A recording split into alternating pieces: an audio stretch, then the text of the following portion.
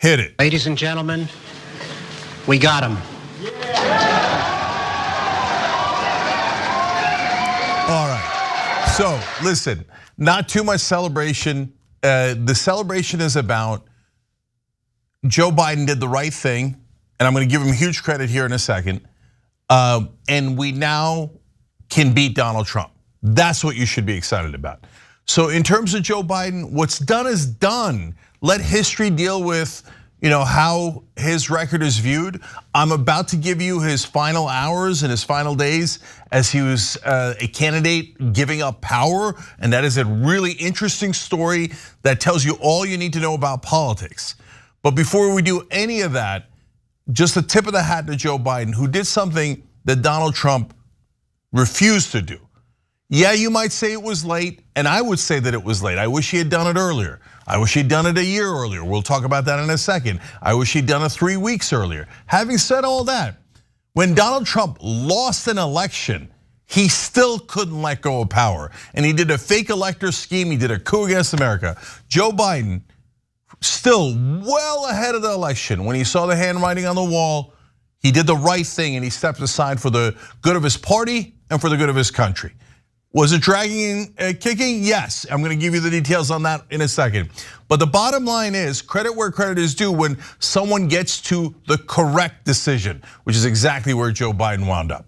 So now, before I tell you his final hours, let me show you a clip from a little bit earlier in Young Turks history, not too long ago, and then that'll give you the context for what you're about to hear about the Joe Biden story in the last couple of days. Let's watch. So I want to ask you, if you're an average Democratic voter, do you think that this is your fault? Or do you think maybe it's Joe Biden's fault and Democratic leadership's fault for trying to placate his gigantic ego and saying, oh, I am the greatest, only I can defeat Trump. Even if I'm 81 and can't finish a sentence, it has to be me, me, me. No hope, no prayer. He cannot win this on his own without his own party backing him. He's just dragging it out because of his colossal Uranus-sized ego. It was a curious planet to choose. Okay, so if you've been watching the Young Turks, you heard me say that many, many times. So now let's go to a story from NBC News. It's going to be backed up by a similar story out of CNN. First, they explained that on the last day, quote, isolated, frustrated, and angry, he felt betrayed by allies who turned on him in his hour of need. See, I want to pause here to tell you guys, listen guys, this was never about Joe Biden, but he made it about Joe Biden. He made it about his feelings. And he was angry and you should have had my back. But brother, this was never about you. It was about winning. It was about beating Donald Trump. It was about protecting democracy. So unfortunately, I told you guys that he made it about his own ego and his own feelings when he should have never done that, and this story confirms it. So for the first time, I gotta show you this. Okay, but I'm not done with it. Okay, so now we move on to the obnoxious part of our proceedings. So number 2 quote here. Mad as he was and still is, NBC explains, Biden came grudgingly to accept that he could not sustain his campaign with poll numbers slipping, donors fleeing, and party luminaries pushing him to the exit. Also exactly what we told you, okay? And you've now seen me say this dozens of times. And in fact, here's another video that explains it from the past.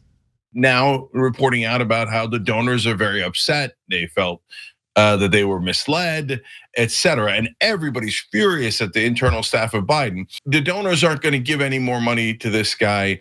They've already, Axios reporting they're shifting the dollars to House and Senate races because now they're deathly afraid that they're going to lose the House and the Senate. And Trump is going to have Congress. He's going to have a mandate. There's only one set of people who could actually take Joe Biden out. And that unfortunately is not the voters. It's not the senators who are now in open rebellion. It's the donors. And it's the donors that put him into place. It's the donors that are his source of power. So if he loses that source of power, he has no power left and has to withdraw.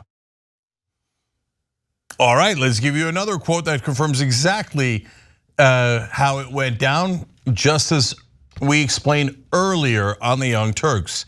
So NBC reporting major donors cut off money to his campaign and the party.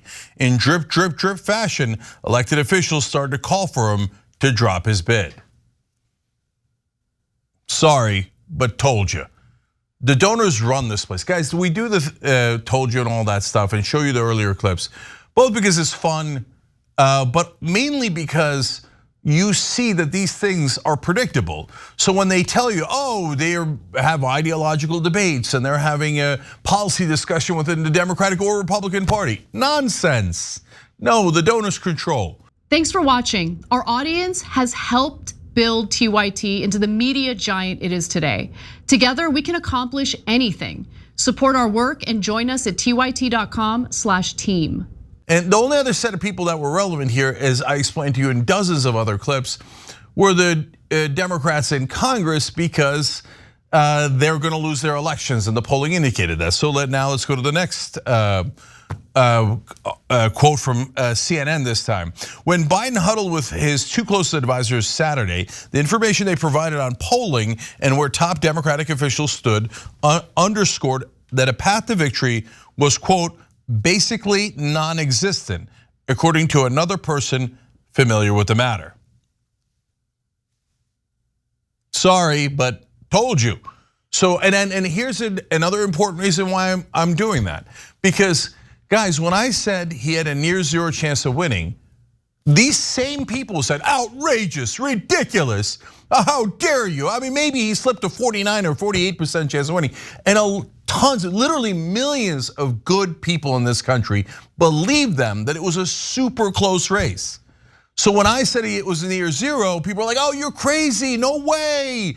Okay, maybe he slipped to a tiny bit of an underdog, but easy to come back. No, his inside guys knew all along. Look at that. His pathway to victory was, quote, basically non-existent. And then right after he dropped out, all of a sudden the MSNBC host like Rachel Maddow turned right around and admitted he had, quote, a near zero chance of winning. Just like we've been telling you for weeks. After the debate, he was already done. Look, before the debate, he was already going to lose. But after the debate, it led to a slippery slope that he couldn't get out of, because people began to realize how done he was. And then they were abandoning him, mainly the donors, but then the Congress people. And of course, MSNBC wouldn't let go until the dear leader said, oh, it's okay, I give you permission to tell the truth for like a day, and then we're gonna go back to propaganda for Kamala Harris. And so MSNBC went from Joe Biden's definitely gonna win, why is everybody panicking, to all of a sudden, oh yeah, he had a near zero chance of winning. Of course, we all knew that. No, your viewers didn't know that at all, because you were misleading them the entire time. So now, back to NBC News, now reporting afterwards on the last couple of days. Friends had told him that he was risking his legacy as a man who defeated Donald Trump and enacted a series of major laws and could end up becoming a scapegoat if Democrats get clobbered in November. In 2020, he had promised to be a bridge candidate. In the end, he did not want to be a bridge between two Trump terms. This is another thing we told you. What did I say was the number one thing that could get Biden out of this race? Not any appeal to logic or facts or the Democratic Party, etc., but an appeal to his ego, and both the upside and the downside of it. And the downside of it is the more relevant one here, because the one and only thing you care about is your precious legacy. So your legacy is going to get destroyed if you continue in this race and lose to Donald Trump. And boom, here we are. NBC reporting afterwards, CNN backing it up, saying his main concern was his legacy, that he would ruin his legacy. Oh, so it was about Joe Biden's ego after all. And it was true that that was the one thing he cared about. Look, this isn't about beating up Joe Biden. He's done, he did the right thing at the end. I just want you to know that when the actors on TV tell you that the politicians are earnest, honest, wonderful, decent, sweet people, no, it's all theater. In reality, politicians are the most egotistical people in the whole country, even the ones you like. You think it's only the bad guys on the other side, whether you're a Republican or Democrat? I'm sorry to tell you this, and for a lot of people, this is the most obvious thing in the world, but for a lot of people who grew up watching television, where they grew up on fairy tales, it's kind of heartbreaking to find out even the politicians on your side are egomaniacs, and that they only care about their so-called legacy. So that's the situation, and now, after the fact, confirmed by mainstream media. Let's keep going. Now, on NBC News, they got a quote from Cedric Richmond, who was a White House official, one of the top campaign people for Joe Biden, used to be a congressman, and now is a huge establishment and Joe Biden backer. He said, once money dries up and elected officials pull their support, quote, it's impossible to win, and he's always put country and party first. Well, okay, sorry, but told you, not exactly. He didn't put country and party first until he realized that the donor money had dried up. But I appreciate the admission on that front. And now, finally, when we get to what was happening and how he was making the decision, NBC explains an integral member of Biden's re-election team found out after a family member read a news alert. The person noted how everyone around Biden was taken by surprise, particularly after some of Biden's closest allies were on Sunday shows pushing for his candidacy. So basically, he got mad at the end, and again, all the stories confirm this. And instead of doing what I thought he should have done all along, which is immaculate planning. Hey, is it going to be Kamala Harris? If it's Kamala Harris, how do we do this launch? How do I coordinate with everybody in the party to make sure we're all on the same page? No, he got angry and he was like, all right, let's just release the letter online on Instagram and on Twitter. He barely called a couple of people. He called Kamala Harris, his own chief of staff, which he was apparently not checking with and was not among his inside advisors. His most internal advisors were only a couple of people, which is mainly his family and his family staff. The person he seemed to listen to most was the First Lady's chief of staff. I think that's super weird. It doesn't matter because that decision's been made. But the bottom line is, no, he didn't do immaculate planning, and that's why Kamala Harris' endorsement wasn't even in the first letter. He didn't do any video, he didn't do any announcement in person. He forgot to include Kamala Harris because he was mad. Look, I'm not trying to make fun of Joe Biden. I'm trying to tell you, all of these politicians are egomaniacs. And if you want to influence them, it sucks, but you got to play hardball and you got to bruise their ego a little bit. I'm telling you this so you know what to do in the future, because everyone in mainstream media will say, no, never bruise their ego. That is the most precious thing in the world. You all have to be super polite, super deferential, and whatever you do, obey Democratic leadership. Look at this, total chaos, didn't coordinate, acted out of anger, passion, and emotion because his feelings were hurt about his legacy. Just like we told you on the Young Turks, and we've been telling you for a long, long time. Last things, look at this one. A member of Biden's re-election team said, no one knew, Kamala didn't even know. This is horrific planning and it's acting out of pique. So there was no secret plan. Oh, we were biding our time so we could do this right and that right. I thought maybe they were getting the delegates in order. Barely. No, this is a sad indictment of the last couple of days here. Now back to CNN. Biden called some Democrats over the weekend who were out on TV on his behalf. Two told CNN that the president voiced his gratitude and then his anger at those who were trying to push him out. There was, quote, there was some hurt in his voice, but mostly anger, one of the Biden loyalists said. Well, that puts a lie to Cedric Richmond telling us it was about putting party and country above himself. He was super mad that people were not backing him, whether he was going to be the best candidate or the worst candidate, and all the polling indicated he was the worst candidate given the current situation. But he was like, I don't care. I don't care. They should support me because my feelings are hurt. That is not putting party above, putting country or party above yourself. Last one from NBC. Here's a man who has always talked about dignity, a longtime Biden ally said, and what was happening to him in a very public setting was undignified. Where does a president go to get his dignity back? Well, I'll tell you where he goes. He goes back a year and does this right and goes, oh, well, obviously my faculties are slowing down. I'm not the man I used to be. I could barely walk. And guys, I keep forgetting what I'm saying all the time. Hey, First Lady, Chief of Staff, congressional leaders, do you guys see anything wrong? Are you a little concerned? Maybe we should do debate prep way ahead of time. Maybe we should consider other people for the nomination. Those are all the things you could have done to leave in a dignified way. But instead, he's like, no, me. It's gotta be me, right?